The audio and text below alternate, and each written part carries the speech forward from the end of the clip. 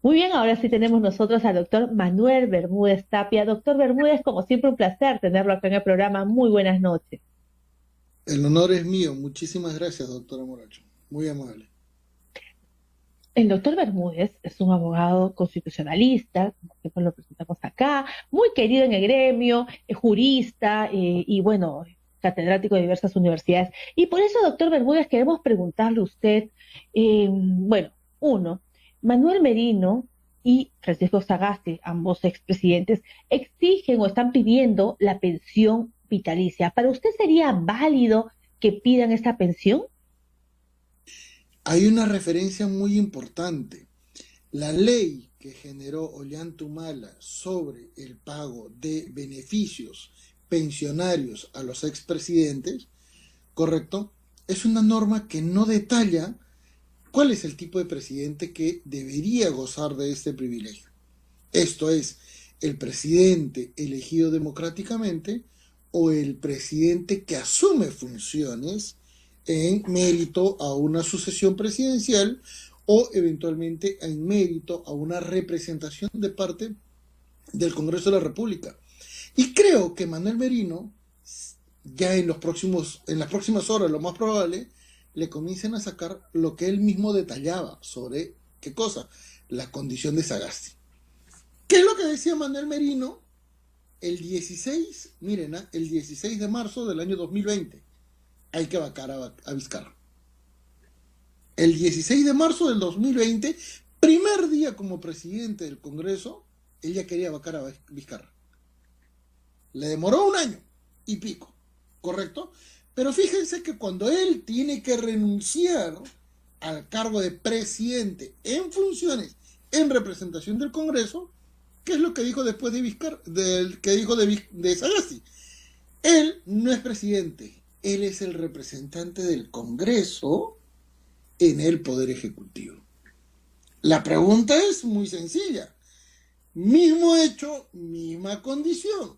Si tú le estás negando a Sagasti que él no es el presidente, ¿por qué tú ahora dices que sí? Entonces, esa lógica no se llega a entender, especialmente porque Sagasti no pudo convocar elecciones. Él fue representante del Congreso, pero ¿cuándo? Cuando ya no existía el procedimiento para poder convocar elecciones. Recuérdase que el presidente del Congreso solamente sustituye al presidente en situaciones muy excepcionales para convocar elecciones. ¿Correcto? No tiene otra función. No puede ejecutar más políticas que la que les corresponda durante ese periodo de funciones. No estoy diciendo que no sea el presidente de la República, estoy diciendo que era el encargado de la presidencia asumiendo funciones presidenciales, pero él sigue siendo congresista. A tal nivel que, por ejemplo, lo que hoy se entendió como si fuera una cuestión de malcriadez de parte de la actual presidenta del Congreso contra Sagasti, recuérdese, que no le permitieron ingresar al hemiciclo, ¿ah? Y que lo dejaron en la puerta del Congreso y es más, a un edecán le tuvieron que dejar la cinta presidencial. La banda. Viene la gran referencia. ¿Qué es lo que le dijeron? No, señor, usted no es el presidente de la República. Usted era un congresista que asumió funciones. Y eso lo reconoce usted mismo. ¿Por qué? Porque los congresistas dejaron de tener funciones el 26 de julio. 27 ya estaban fuera. Claro, usted por ser presidente en funciones se le otorgó 2 días más de plazo, pero el día 28 usted regresa a ser congresista, no a ser presidente. Y ahí viene entonces la evaluación. El gran problema es que cuando se plantea el pedido en el ámbito del procedimiento, viene la gran cuestión. Normalmente los derechos se entienden en forma extensiva, en forma progresiva. Y acá correspondería aplicar un criterio de analogía porque la ley no es precisa. ¿Correcto? El gran detalle es, el actual Congreso ha querido restringir este derecho. El problema es que esto tiene que regir para adelante, ¿correcto? Pero viene un gran detalle. Probablemente esta norma pueda ser declarada inconstitucional si es que se la plantea. Dos criterios elementales solamente desde la perspectiva constitucional. ¿Qué otro funcionario o qué otra persona en el Perú tiene cédula viva? Porque esto es cédula viva, ¿correcto? Y la cédula viva se eliminó por una acción constitucional en la que el Tribunal Constitucional también detalló que eso era inconstitucional porque en el contexto laboral no existía ninguna condición que pueda garantizar que una persona en cese, en jubilación, tenga las mismas aptitudes, condiciones y actividades laborales como una persona en ejercicio. Por lo tanto, eso es discriminatorio. Eso se validó. Segundo elemento, en el contexto laboral peruano, nadie, y esto fue una reforma constitucional inclusive, nadie tiene la capacidad para gozar de un sueldo sobre la base de lo que es su condición laboral estable. Esto es, los sueldos se entienden como sueldos durante el periodo laboral. La pensión de jubilación es totalmente distinta. Eso se entiende en una etapa final de labores, de actividad. Ya no hay esa compensación, pero un momento, no se asigna la misma compensación económica. Por lo tanto, consulto, ¿quién en el país tiene esa calidad de que cuando se jubila adquiere literalmente la misma pensión? Ni siquiera los congresistas. Por lo tanto, ¿de cuándo acá la ley puede garantizar el derecho de unas personas violando el criterio de generalidad? Ese es el concepto que probablemente si algún colegio de abogados lo plantea, lo sustenta, el Tribunal Constitucional tendría que revisar su propia fundamentación de una sentencia en la cual validó el cierre de los derechos adquiridos en el concepto pensionario y volver a decir, señores, en este caso no aplica, señores presidente de la República, finalizó el periodo en el cual ustedes podían tener algún derecho pensionario porque esto atenta, primero, contra el orden democrático, segundo, atenta contra el criterio de igualdad en el ámbito laboral previsional y tercero, tampoco genera un beneficio en el ámbito de la gobernabilidad. Porque fíjese que desde el gobierno de Alejandro Toledo, incluyendo el gobierno de Alberto Fujimori, todos han sido procesados, todos. No existe uno que no haya sido procesado, incluyendo a Manuel Merino.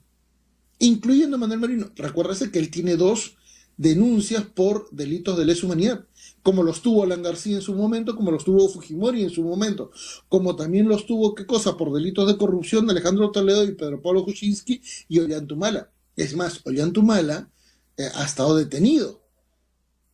Alejandro Toledo está en un proceso de extradición. PPK tiene mandato de detención domiciliaria. Él iba a ser trasladado a una cárcel y casi se muere por paro cardíaco. Alan García evitó ir a la cárcel por corrupción totalmente demostrada, suicidándose. Aunque bueno, muchos dicen que eso no es tan cierto. Pero ahí está. Entonces, ¿cuál es el criterio democrático legitimador que pueda garantizar y decir, no señores, en el Perú, de casi 25 millones de trabajadores, solo 3 podrían tener el derecho pensionario porque se garantiza, se legitima y además porque es una condición absolutamente favorable para el país? Por 3 personas. Y estamos hablando de... Sí. Lo que le quería decir es que también han traído a colación el ejemplo del expresidente Paniagua, que sí llegó a tener una pensión vitalicia. Entonces, esta similitud también, bueno, claro, él tuvo mucha acogida por el tema, pero sí tuvo la pensión. No, pero es que no aplica. No debería aplicar.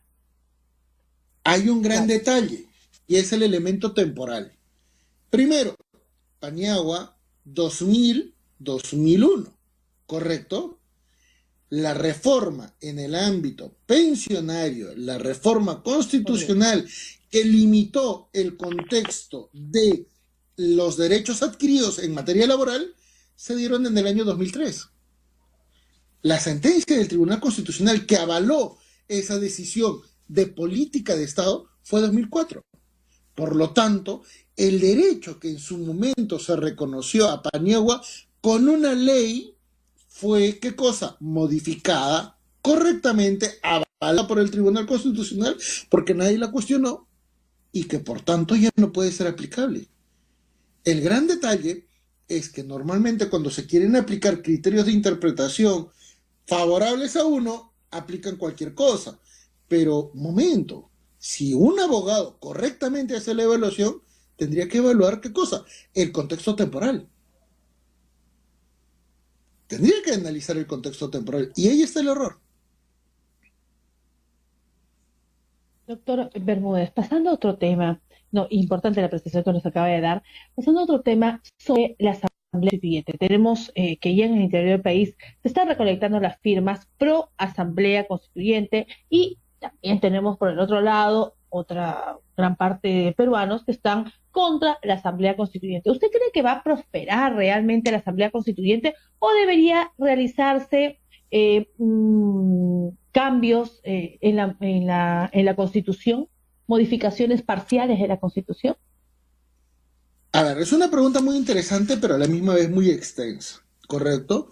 Es más, esta pregunta se la han hecho inclusive profesores de colegio y de nido a niños, lo cual es bastante bueno porque nos permite detallar un contexto sumamente político que genera conciencia ciudadana. Y eso es lo importante. Pero vayamos a desglosar algunos elementos. Primero, toda reforma constitucional, cualquier situación de acto constitucional, tiene que estar vinculado con la Constitución. ¿Y qué es lo que dice el artículo 206 de la Constitución? Y lo leo para que no se pueda interpretar negativamente. Toda reforma constitucional debe ser aprobada por el Congreso. Uno, acá no es una cuestión de plebiscito, acá no es una cuestión de referéndum, acá no es una cuestión de votación, ni nada por el estilo, ¿correcto? Acá es una cuestión simple y sencilla sobre lo que dice la Constitución. Y dice, con mayoría absoluta del número legal de sus miembros, que actualmente es, ¿qué cosa? 87, ¿correcto? Y ratificada mediante referéndum. 2 pasos. Entonces, no se puede hacer primero el referéndum y luego la reforma constitucional. Es al revés. ¿Correcto? Es al revés. Por eso es que es importante mencionar, ¿qué cosa? Que primero se tiene que hacer el procedimiento correctamente. Por lo tanto, en el Congreso tiene que haber 2 legislaturas que evalúen el contexto normativo para hacer cualquier cambio constitucional, en particular en lo económico. ¿Correcto? Lamentablemente, este procedimiento no creo que prospere, primero porque en el Congreso recuérdese que no hay mayoría absoluta. ¿Correcto? Y eso significa que el partido de gobierno tendría que convocar a los sectores ajenos a sus alianzas naturales. Estamos hablando de partidos de centro-derecha, lo cual es incongruente, ¿correcto? Y eso va a generar una gran tensión que probablemente impida cualquier ejecución de reforma. Ahora, toda norma es absolutamente perfectible. Es más, la Constitución norteamericana de 1776 hasta el día de hoy tiene, ¿qué cosa? 24 reformas constitucionales, pero sigue siendo la misma. La Constitución de México, que data de 1917, Constitución de Querétaro, la que generó los derechos económicos sociales, correcto, en el mundo, tiene más de 500 reformas. Más de 500 reformas. Literalmente, las normas que se aprobaron en 1917 ya no rigen ahora. Son otras. Es otra Constitución. Pero la Constitución tiene una condición de solidez. Poco a poco. Así es. En el caso peruano, lo que podría hacerse son reformas parciales. Por supuesto que sí. Es más, recuérdese que en el Congreso pasado se planteó, al menos en primera votación, la reforma para incluir en la Constitución el derecho a la salud como derecho fundamental, el derecho a la educación como derecho fundamental, el derecho a una vivienda digna como derecho fundamental, cosa que no están en la actual Constitución. ¿Qué podría hacer el nuevo Congreso? Continuar ese debate y aprobarlo en segunda oportunidad, con lo cual ya habría un cambio totalmente sustantivo. Eso podría, por ejemplo, para el partido de gobierno, darle una mayor legitimidad y decir, miren, hemos continuado una tarea de regular derechos a favor de la ciudadanía, pero nos faltaría la otra parte. Y por eso solicitamos eventualmente la reforma de la Constitución en estos alcances. Pero viene otra condición mucho más práctica y mucho más técnica. ¿Cuál? ¿Cómo puede ser posible que cambies una Constitución que es la única que ha dado prosperidad por más de 30 años al país en lo económico? Y no es porque sea un lineamiento de Fujimori. Mucha gente cree que la Constitución económica de Fujimori es la que permitió el desarrollo del país. Eso es un error. Y el gran errores porque no conocen de lecturas económicas ni reconocen el contexto de migración que se generó gracias a la crisis de Alan García 1986-1990. ¿Por qué? 4 millones de peruanos migraron. ¿Y qué es lo que pasó con esos 4 millones de peruanos? Mandaron remesas. Lo mismo que hacen los venezolanos en la actualidad en nuestro país, ¿correcto? Esos 4 millones de peruanos que migraron, sobre todo de Europa y de Estados Unidos, a Argentina y Chile, mandaron dinero a sus familias en el Perú. Las familias en el Perú no solamente lograron cubrir sus necesidades, lograron tener un superávit.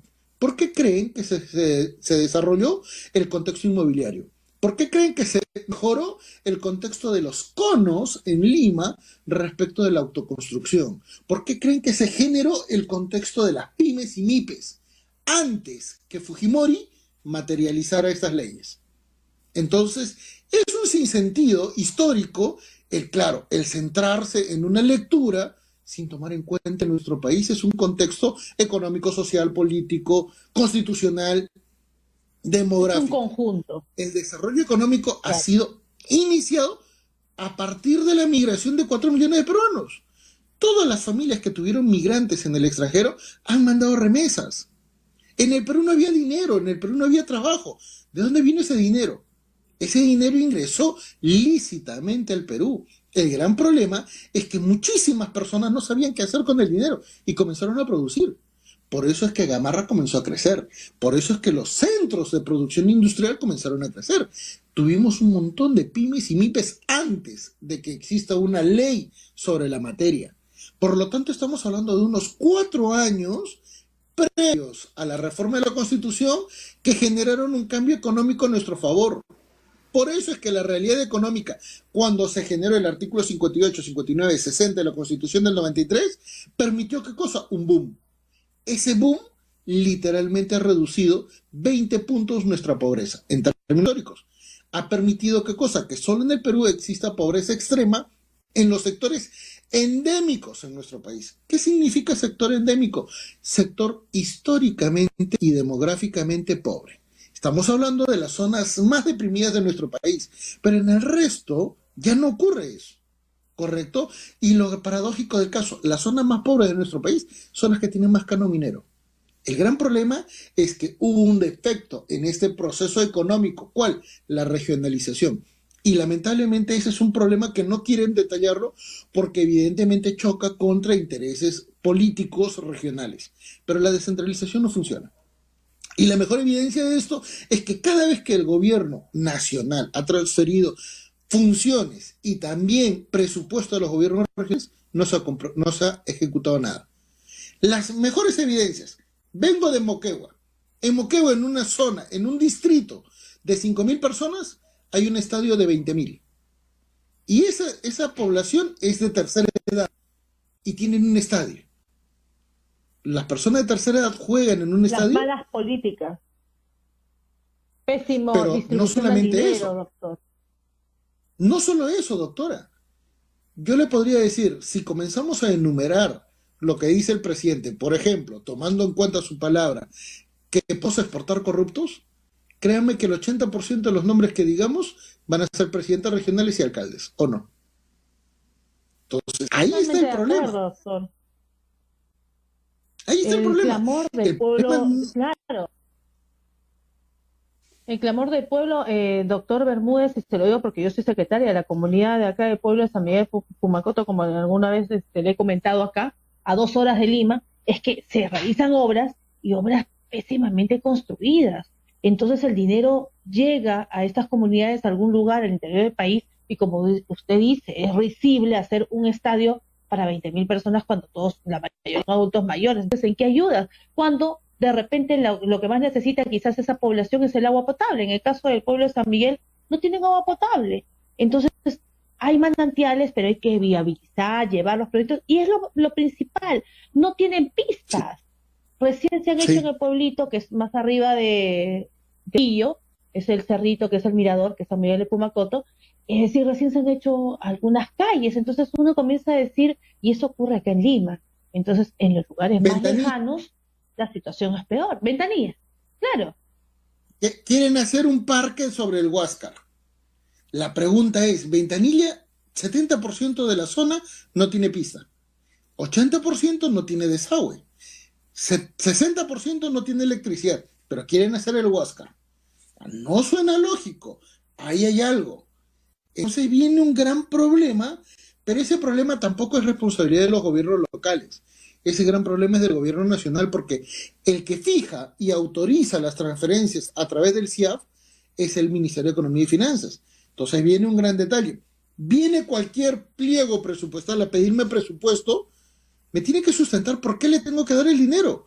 Y mejor aún, me tendría que decir en qué me va a beneficiar, por ejemplo, hacer un estadio, hacer la piscina más grande del Perú que queda en Cusco y que en una zona donde no hay agua potable.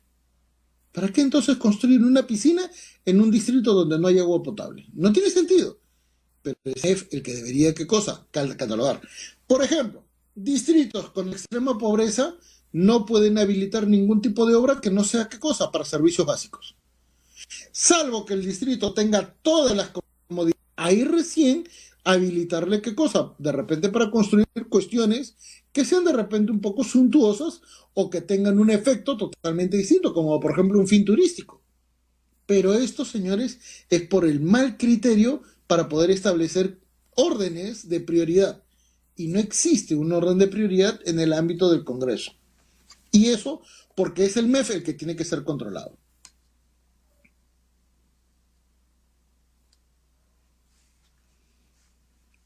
Hola, creo que se congeló. Sí, a ver, hemos perdido contacto con la doctora Mercedes Morocho, doctor. Igual le damos las palabras final para su despedida, doctor.